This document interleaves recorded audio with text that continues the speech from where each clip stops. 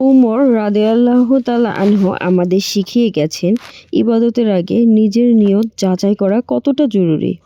কারণ আল্লাহর কাছে আমলের মূল্য নির্ভর করে তার ভেতরের উদ্দেশ্যের উপর, বাহ্যিক রূপের নয়। আলেমরা তাই বলেছেন, ইখলাস আমলকে সাজায় না, ইখলাস আমলকে সত্য করে তোলে। একই কাজ দুইজন করতে পারে, কিন্তু একজনের আমল কবুল হয় আর একজনেরটি গ্রহণযোগ্য হয় না। পার্থক্যটা শুধু নিয়তের। যে আমলে মানুষ প্রশংসার জন্য করা হয় তা সময়ের সাথে হারিয়ে যায়, কিন্তু যে আমল একমাত্র আল্লাহর সন্তুষ্টির জন্য উৎসর্গ করা হয় তা কখনোই নষ্ট হয় না, বরং তা আল্লাহর কাছে সংরক্ষিত থাকে। ইবাদতের আগে নিজেকে প্রশ্ন করো, আমি এটা কার জন্য করছি? যদি উত্তর হয় আল্লাহ, তবে সেই আমল হবে শক্ত, স্থায়ী ও নাজাতের মধ্যে। আমল করলে অবশ্যই আল্লাহর জন্য নিয়ত করে ভালো মতো সুন্দর করে করবে, যাতে করে মহান রাব্বুল আলামিন আমাদের আমলের দ্বারা সন্তুষ্টি হয়ে আমাদের গুনাহগুলোকে মাফ করেন।